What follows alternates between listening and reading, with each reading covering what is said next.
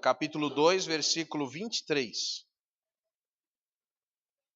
Êxodo 2, 23.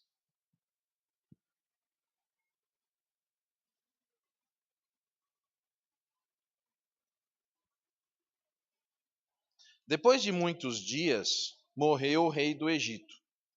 Os filhos de Israel gemiam sob a servidão, e por causa dela clamaram, e o seu clamor subiu a Deus. Senhor, pedimos que o Senhor nos abençoe nesse momento, que vamos iniciar essa série de estudos sobre a vida de Moisés. Pedimos que o Senhor nos abençoe como igreja, nos abençoe como família, nos abençoe como indivíduos e nos abençoe, Senhor, como os teus servos. Ó Deus, que a tua palavra, que é viva e eficaz, mais penetrante que a espada de dois gumes. Senhor, venha nos ensinar, venha nos trazer a tua verdade em nossas vidas, para que nós sejamos aquilo que tu desejas. Assim nós te pedimos, em nome de Jesus. Amém. Você pode assentar-se, que Deus abençoe. Estou muito feliz porque nós vamos iniciar hoje um estudo da vida de Moisés. Já tinha avisado semana passada. Então você que está aí acompanhando vai poder fazer anotações, vai poder verificar alguns detalhes importantes sobre a vida desse servo do Senhor. E então nós entendemos que vai ser de bastante proveito, esse estudo que nós vamos fazer. Antes de começar aqui, eu gostaria de avisar aos homens da igreja que nós vamos ter um encontro, no sábado às 19 horas. Muito importante que os homens estejam. Então, os diáconos e diaconisas vão estar aqui às 16 horas, 4 horas da tarde. Nós vamos estudar juntos ali um livro sobre o diácono batista. Já temos estudado, esse é o nosso segundo encontro do ano de 2014. Quem não veio pode vir, não tem problema, desde que seja diácono ou diaconisa, Aí depois, na sequência, nós vamos ter às 17h15, às 5h15, um encontro com casais. Então pode ser namorado, noivo, casado. Quem quiser saber sobre casamento, pode vir, pode ser separado, pode ser, não tem problema.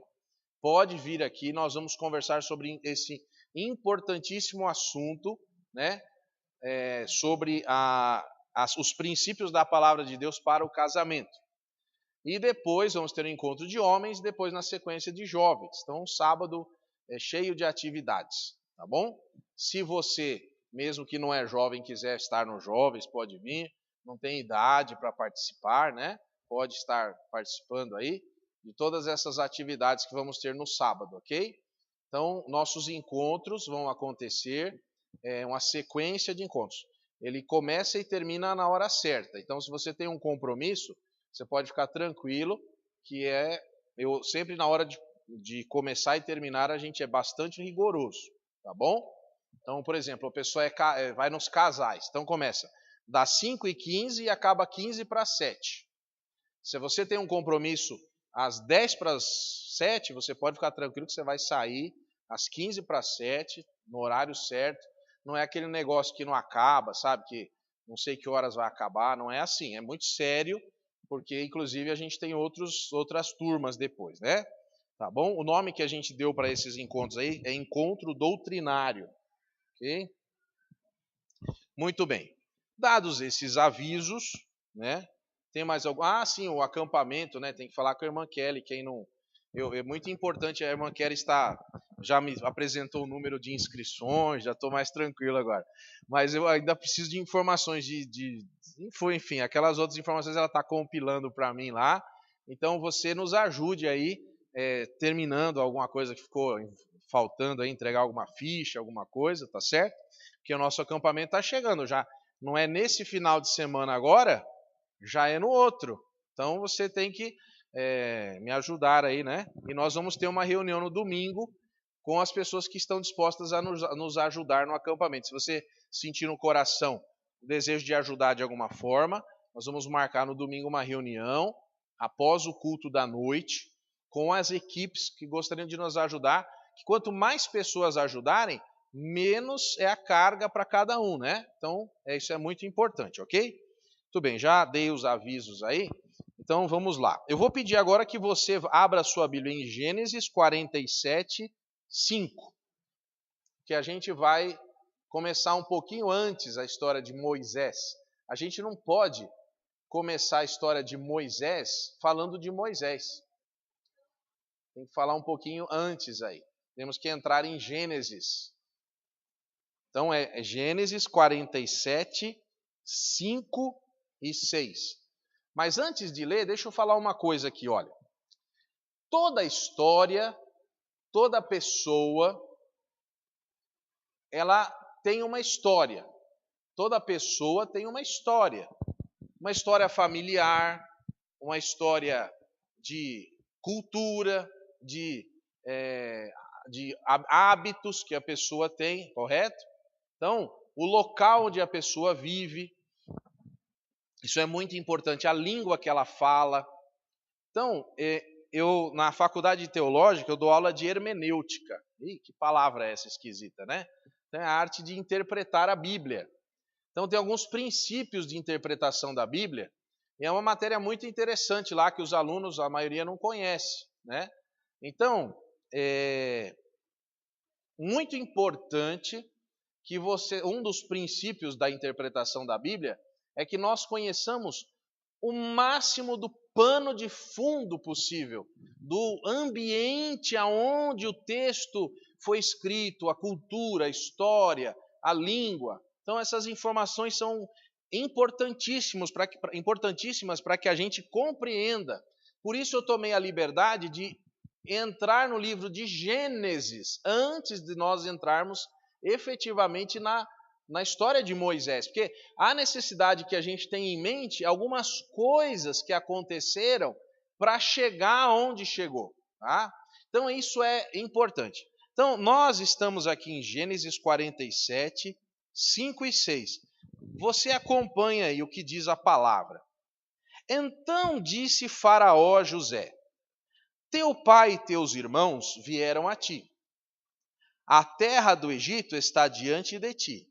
No melhor da terra, faze habitar teu pai e teus irmãos, habitem na terra de Gósen. E, se sabes que entre eles há homens capazes, põe-nos por chefes dos pastores do meu gado. Muito bem, esse aqui é um texto fundamental para que a gente entenda muita coisa que aconteceu lá na frente. Meus irmãos, nós precisamos nos lembrar que a pessoa de José do Egito é, vamos dizer assim, o eixo fundamental que vai desembocar na história de Moisés. Então, você precisa, na verdade, se a gente tivesse tempo aqui de estudar sobre José, né? Até vou fazer isso em outra época. Eu até não escolhi José, vou falar por quê? Porque passou José na televisão aí faz pouco tempo, e alguém poderia falar assim, o pastor escolheu José porque passou na televisão. Então, de propósito, eu não escolhi o José. Mas se não escolhi, era meu voto para ele. Mas como aconteceu isso aí, só para não ficar assim, copiado, né? Não copiado do programa, mas copiado da situação. Então, José é fundamental para a gente entender essa questão de Moisés. Como que aconteceu? Vocês vão se lembrar da história de José, que José foi vendido pelos irmãos como escravo no Egito. E eu não vou contar a história dele aqui agora, mas ele foi servo de Potifar, foi preso injustamente por um crime que ele não cometeu. Lá na cadeia teve o padeiro, o copeiro e tal, né? O padeiro morreu, o copeiro não morreu, ele interpretou os sonhos. Aí Faraó teve um sonho das 7 vacas gordas, 7 vacas magras que comiam as gordas. E aí, como que eu vou saber o que é isso? E o copeiro lembrou, e aí ele foi lá e, bom, enfim, se tornou governador do Egito. E o ponto fundamental dessa situação é que, pela interpretação do sonho de José e pela execução do gerenciamento daquela situação de fome, de construir armazéns, Porque, irmãos, de certa forma, interpretar sonho já não é uma coisa muito fácil. Mas nós temos que lembrar que José era um excelente administrador, porque ele conseguiu fazer a coisa dar certo. Período de fome, construir os celeiros, guardar os grãos, criar um sistema de venda, de tributação. Você não vai ver isso agora, mas José, ele criou todo um plano econômico, financeiro, para que o povo do Egito pudesse passar aquele período de fome. E vou lembrar você que passar fome não é porque tinha alimento estocado que se poderia gastar. Então foi contado, foi cobrado do próprio povo um tributo, imposto. No final do período da fome, as pessoas já não tinham mais o que vender, já tinham vendido gado, já tinham vendido tudo. E agora o governo, o faraó, através de José, começou a comprar as terras dos egípcios. E a Bíblia vai dizer que no final do período de fome, o povo já não tinha mais nem a própria terra, ele ficava lá, mas a produção era de alguma forma pelo trabalho das pessoas. Mas tanto a semente era dada pelo governo, como a colheita era passada para o governo. A pessoa entrava com o trabalho, ela vendeu a própria terra para poder ter comida. Então o povo ficou devendo a própria terra para o governo. Eu estou chamando de governo aqui, você entenda. Faraó era o governo, certo? Então, as pessoas ficaram endividadas, a situação era muito grave. E como as pessoas venderam seus próprios animais em troca de comida, agora o faraó tinha ficado extremamente rico. O governo era um governo riquíssimo de um povo muito pobre. Um povo passando necessidade e um governo muito rico, com muita ostentação. Certo? E José criou um tributo de 1/5 da produção, era do governo também. Então, além dele estar devendo tudo, ainda ele pagava 1/5 da produção para o governo. Então, era uma situação bancária, vamos chamar assim. Era uma bancarização lá no tempo do Egito. Você reclama de juros e tal, olha só. E interessante que quem criou isso, pasme, foi José. José do Egito. Esse lado do José ninguém fala, mas isso é bíblico. E Faraó estava extremamente feliz, porque estava extremamente rico. Estava passando por aquela fase de fome mundial. Observe que nenhum país do mundo tinha comida, a não ser o Egito. Então, apesar dessa situação, o Egito se fortaleceu grandemente, porque tinha muito dinheiro, muito ouro, muitas riquezas, muito gado, muitos grãos e tudo isso. Muito bem. Agora, acontece que nessa fase da fome, o mundo inteiro estava passando fome e lá na terra de Canaã, que fica ao norte do Egito, eu não trouxe aqui um mapa, mas eu vou trazer ainda para você entender aonde é que passa essa história. Mas imagine assim, o mar Mediterrâneo, e ao sul do mar Mediterrâneo nós temos o Egito, que é o norte da África, e você tem então Israel, que fica mais a norte ainda, numa posição assim, na sua visão aí, nessa posição assim, a leste, então seria nordeste do Egito, ok? Aí, aqui nesse texto que nós lemos, o pai de José e os irmãos vão para a terra do Egito a convite de José. Muito bem. José fala, vamos para lá, porque lá tem comida. Eu tenho condição de, eu estou riquíssimo também. Então vamos para lá. E havia um temor dos irmãos de José para que ele, porventura José se vingasse deles, mas José reiteradas vezes disse, não, fiquem tranquilos, e ele nunca se vingou dos seus irmãos. Agora, queria que você observasse um outro detalhe. Faraó está dizendo aí que ele poderia ficar no melhor da terra, certo? Muito bem. Quero que você vá agora para Gênesis 50, versículo 21. Que você vai ver José dizendo para os seus irmãos no finalzinho da sua vida, né? Qual era a mensagem de José para os seus irmãos? Gênesis 50, 21. Agora, pois, não temais, eu vos sustentarei, a vós e a vossos filhos. Assim os consolou e lhes falou ao coração.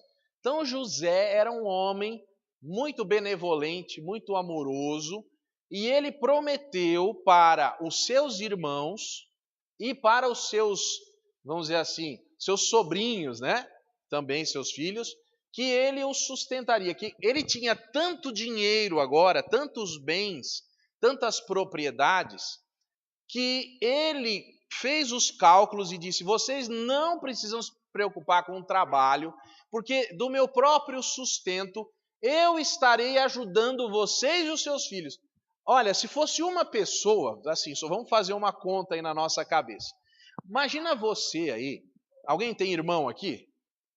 Tá, então, imagina você falar para o seu irmão: olha, irmão ou irmã, não precisa trabalhar mais, nem você, nem o seu filho, porque eu vou sustentar você.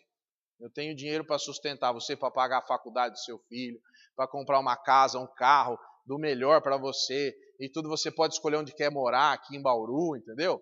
Então você escolhe aí uma casa, eu compro para você, um carro. Você quer casa com piscina? Tá bom, pode fazer que eu consigo para você. Quer uma casa com isso, com aquilo, e o que o seu filho vai precisar no futuro está tudo tranquilo por minha conta. Aí eu estou dando exemplo de uma pessoa e o filho, né? Agora, você tem que multiplicar isso pelo menos por 11. E esse pessoal não tinha um filho só, certo? Então, era um pessoal espaçoso, porque morava em tenda, agora ia morar em casa. Então, a casa tinha que ser bem espaçosa, né? Então, veja a riqueza que José acumulou para a sua própria família. Essa é uma situação interessante, porque aqui nós não estamos entrando no mérito, mas só para você lembrar, José chegou no Egito como escravo, passou de tudo que pode se imaginar de ruim. Agora, no final da vida, ele está dando casa e tudo para os irmãos e para os sobrinhos. Mas ele foi fiel a Deus. Então, nós temos que assim ter esse princípio. Se você quiser marcar um primeiro princípio, Deus honra quem é fiel a Ele. Não importa que circunstância aconteça, você vai passar dificuldades, mas Deus vai abençoar você. Deus vai abençoar você. Isso é uma verdade bíblica. Se você for fiel a Deus, Deus sempre é fiel, mas você vai ser abençoado. Então não se esqueça disso. Tem pessoas que reclamam, que dizem assim: olha, eu não estou vendo Deus agir, e eu garanto para você, não é o momento.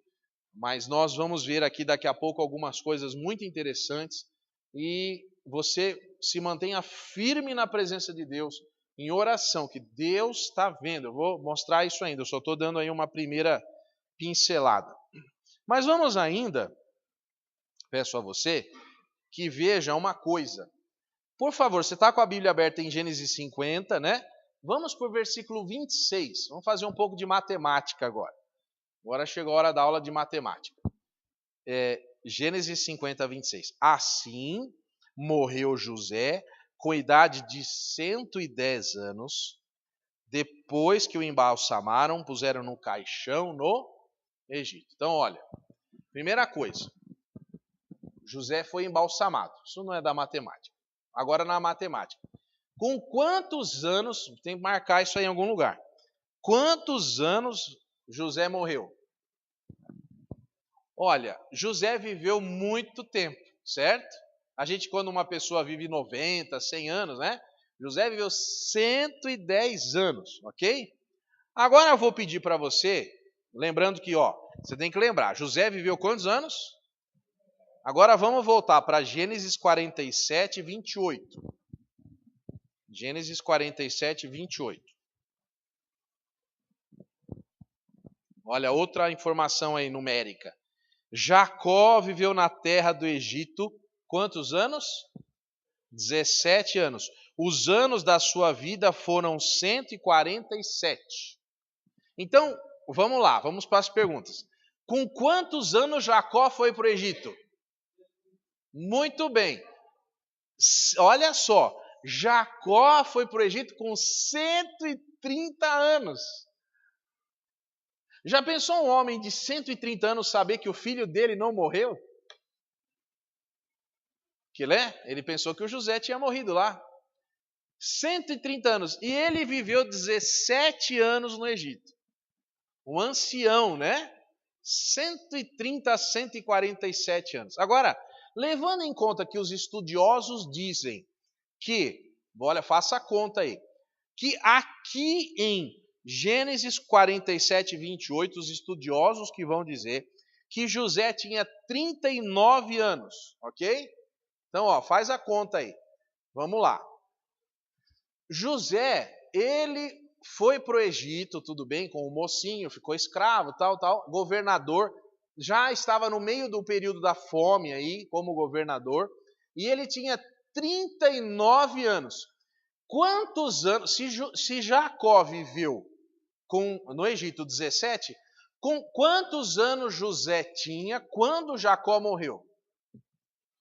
É só somar, 17 com 39. 46, tá bom? Então, olha aqui, 46 isso, 39, 56. 56. Então, veja, na maturidade de José, porque é uma pessoa de 39 anos, maduro, né? 39, ele viveu até os 49, 56. Então, ele aproveitou o pai, preste atenção nisso, ele aproveitou a presença do pai quando ele já estava estabelecido, já estava com tempo disponível dado por Deus para ele ficar com o pai dele. Todos os anos que ele perdeu, que ele ficou escravo, que ele ficou lá e trabalhando, o pai dele estava longe, ele devia sentir saudade do pai e dos irmãos. Mas por 17 anos, ele, como diz por hoje em dia, curtiu o pai.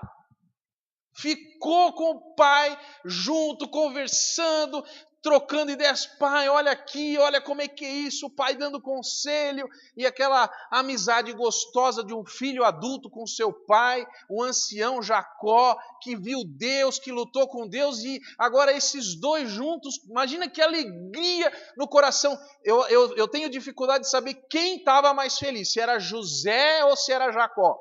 A alegria desse pai com esse filho que tinha morrido, que na cabeça de Jacó era morto, mas estava bem vivo. E ele viveu 17 anos junto. Não é uma bênção isso, irmão? Não é uma bênção saber que Deus, ele trouxe o filho de volta ao pai, o pai ao filho. Tanto sofrimento, mas no final dessa história de Jacó, ele aproveitou do melhor da terra do Egito. Num período de fome mundial, Jacó tinha os melhores médicos, o melhor plano de saúde, a melhor alimentação, a melhor casa, porque Deus estava cuidando desse povo. Entendeu? Observe como Deus está cuidando. Importante essa informação.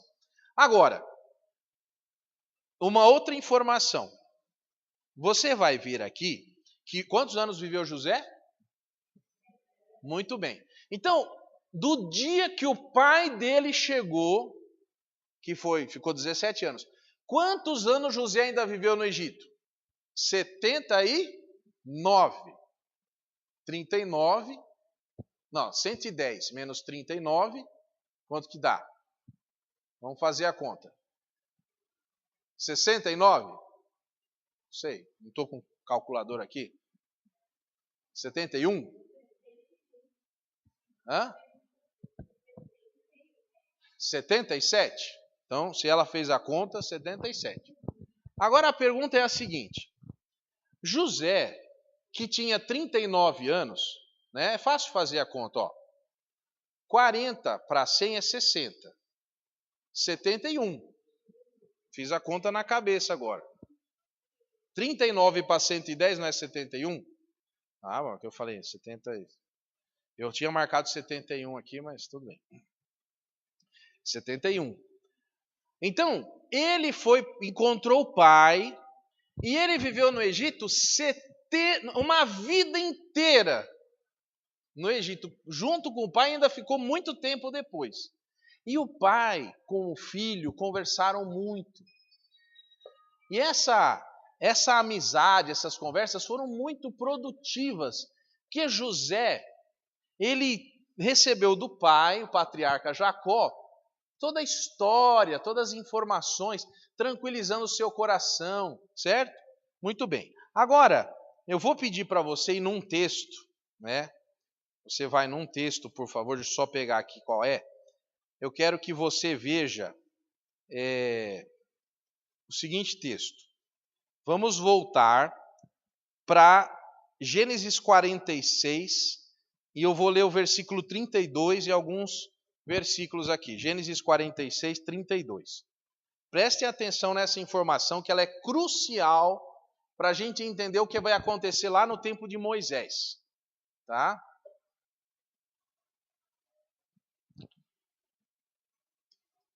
Achou aí? Gênesis 46, 32. Olha, eu vou ler aqui, acompanhem comigo. Os homens são pastores, homens de gado, e trouxeram consigo os seus rebanhos e o seu gado, e tudo o que tem. Quando o faraó vos chamar a perguntar, qual é a vossa ocupação? Respondereis, teus servos foram homens de, o quê? Qual a palavra? De gado. Marca essa palavra aí, de gado. Desde a nossa juventude até agora, tanto nós como nossos pais, para que habiteis na terra de Gósen, pois todos os pastores são... Eu estou em Gênesis 46, 32, 33, 34. Vou repetir o 34. Respondereis, teus servos foram homens de gado desde a nossa juventude até agora, tanto nós como nossos pais, para que habiteis na terra de Gósen, pois todos os pastores são... Está dando uma informação aqui, ó. Ele chamou os irmãos, falou, pessoal, irmãos, eu estou aqui, eu conheço o pessoal. Então, nós vamos agora encontrar lá com o rei, Faraó. Então, o Faraó vai perguntar assim, o que vocês fazem? Você tem que lembrar que o Egito era a nata da inteligência, do conhecimento matemático daquela época. Eles tinham conhecimento de escrita, né? E o pessoal de Canaã lá, eu acho que eles sabiam fazer conta, mas não sei se sabiam escrever. Tá certo? Então tem uma diferença entre o Egito e Faraó, né? E os irmãos de José, porque José teve tempo de aprender e tal, mas os irmãos dele... Então ele falou, olha irmãos, é o seguinte, nós vamos agora ver lá o Faraó, entendeu? Vocês estão chegando, façam o que eu estou dizendo, vocês vão falar que vocês cuidam de... Até os irmãos estão sabendo. Não é para vocês falarem que são pastores de ovelhas, porque pastor de ovelha aqui é uma abominação, é uma falta de capacidade da pessoa. Então, gado não, gado é bonito, né? Boiadeiro, mas não fala que vocês são pastores. Combinado? Combinado, combinado, combinado? Agora vamos para o 47. Vamos ver versículo 3. Olha. Então perguntou Faraó aos irmãos de José, qual é a vossa ocupação? Eles responderam, seus servos são...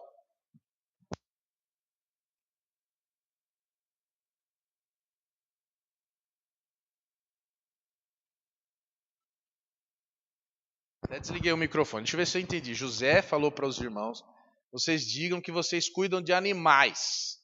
Vamos fazer uma coisa genérica aqui. Você não entra na questão de ovelha, que ovelha aqui no Egito não tem nada a ver. Então, quando o faraó perguntar a ocupação, vocês vão dizer que vocês são... Cuida de animais, tá bom? Tá bom. Aí chegou lá, faraó, qual é a ocupação de vocês? Ah, nós cuidamos de ovelha. É bom que o pessoal fala a verdade, né? Tá certo. Mas já dava para entender que...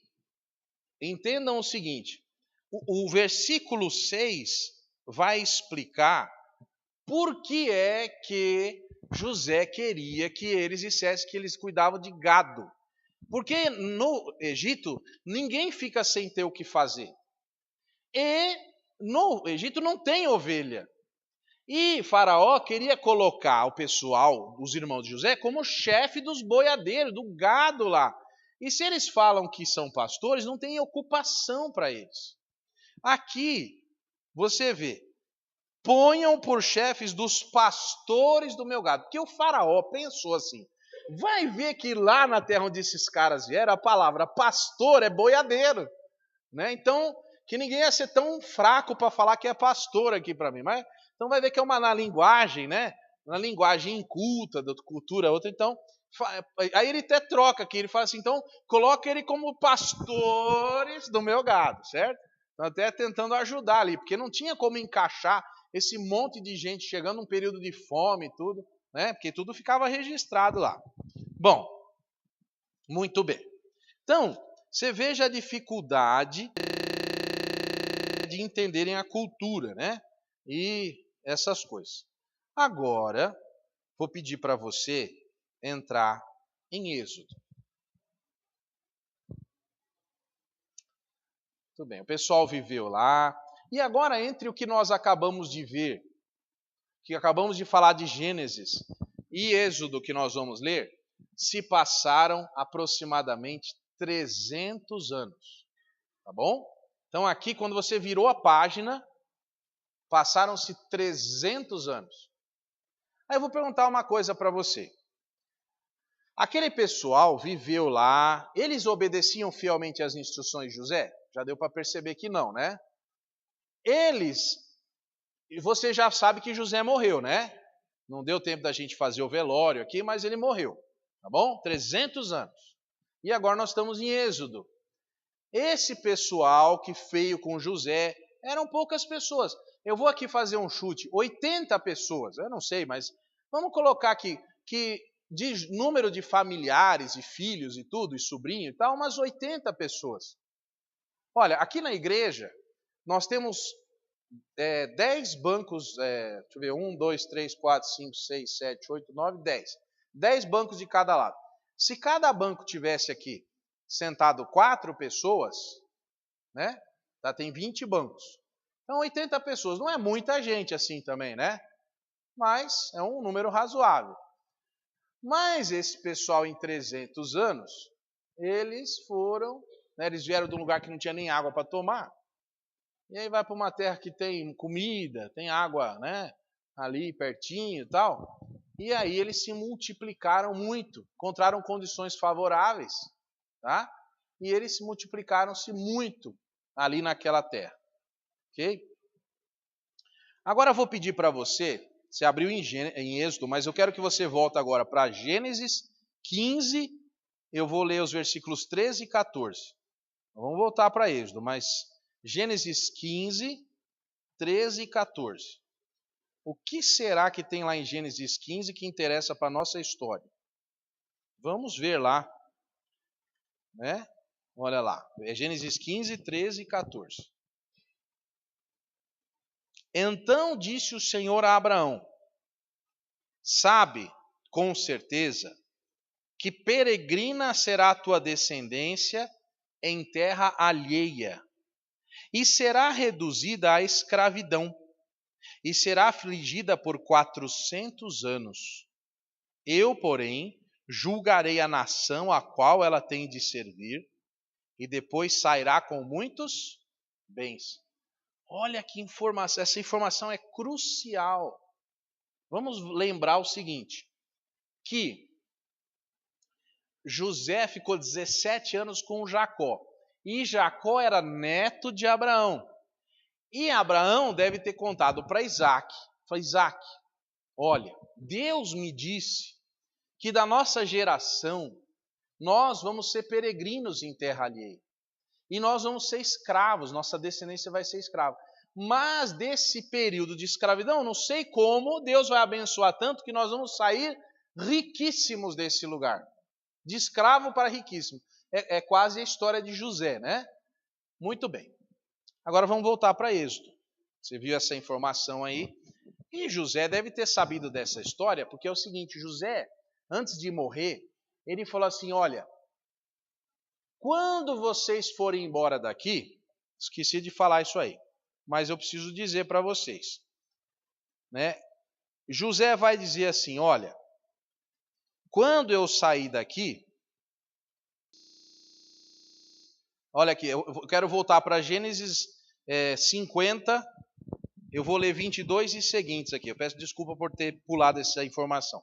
José habitou no Egito, com ele e a família de seu pai. Ele viveu 110 anos e viu os filhos de Efraim, terceira geração. Também os filhos de Maquir, filho de Manassés, nasceram sob os joelhos de José.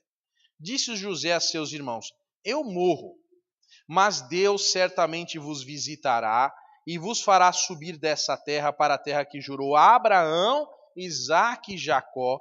E José fez jurar os filhos de Israel, dizendo, certamente Deus vos visitará, e então fareis transportar daqui os meus.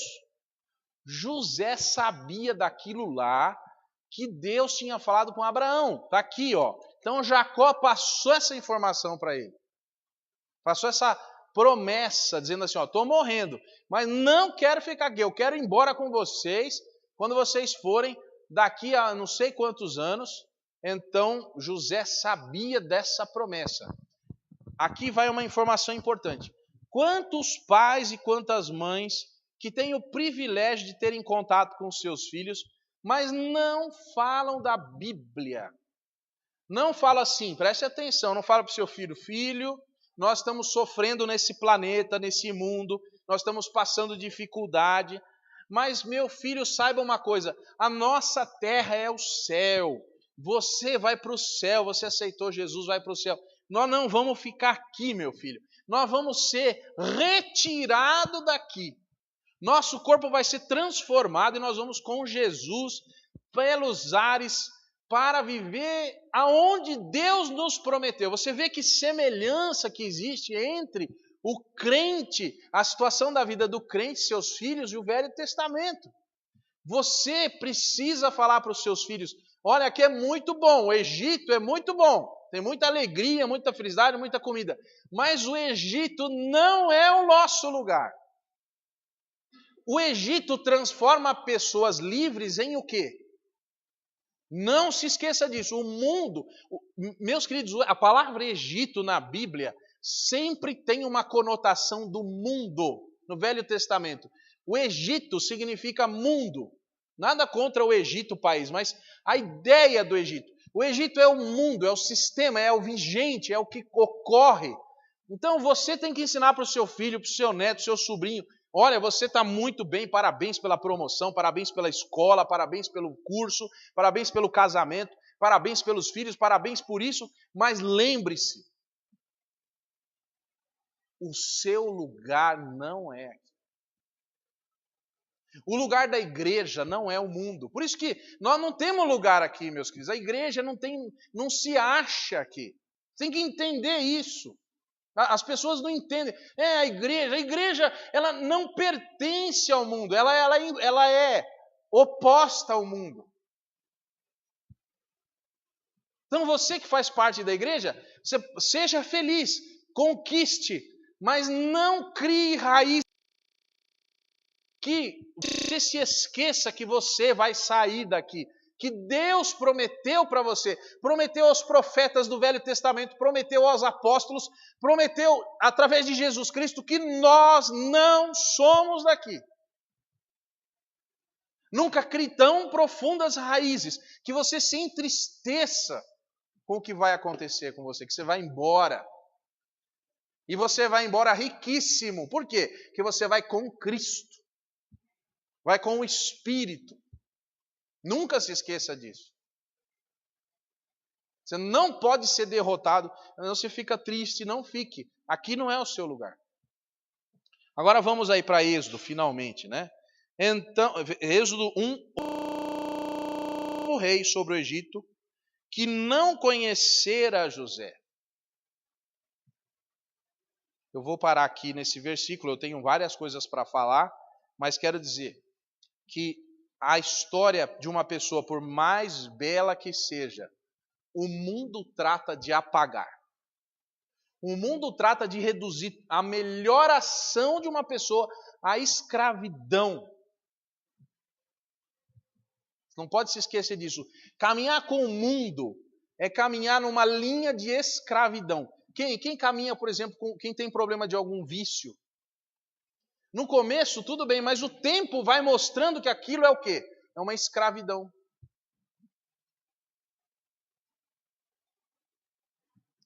Meus irmãos, eu quero dizer 3 coisas para terminar. Tem outras coisas, mas não vou falar. Só semana que vem. Parar aqui em Êxodo 1:8, depois eu continuo. Mas quero dizer 3 coisas. Primeira coisa, marque aí. Meus irmãos, não importa as dificuldades que você esteja passando, Deus tem promessas para a sua vida e Ele vai cumprir. Não se esmoreça na hora da dificuldade, porque tem um Deus sobre todas as coisas, um Senhor de toda a criação, de tudo que há, não há ninguém sobre Ele, e todas essas dificuldades Deus está vendo, Deus sabe, Deus está acompanhando. Eu li lá que o clamor, primeiro versículo que eu li, o clamor do povo chegou até Deus. Primeira coisa. Segunda coisa, meus irmãos, nenhuma ação de crueldade ficará impune. Nós não vimos aqui, vamos ver semana que vem, mas o povo de Israel foi sendo oprimido, e Deus do céu começou a agir. A sua obrigação, meu querido, é clamar a Deus. Você está numa situação difícil, está passando por um problema que te oprime, que te atrapalha, uma coisa que incomoda você, que você diz, Senhor, me ajude, eu estou sofrendo, eu estou escravizado com isso. Ore a Deus para Deus libertar você.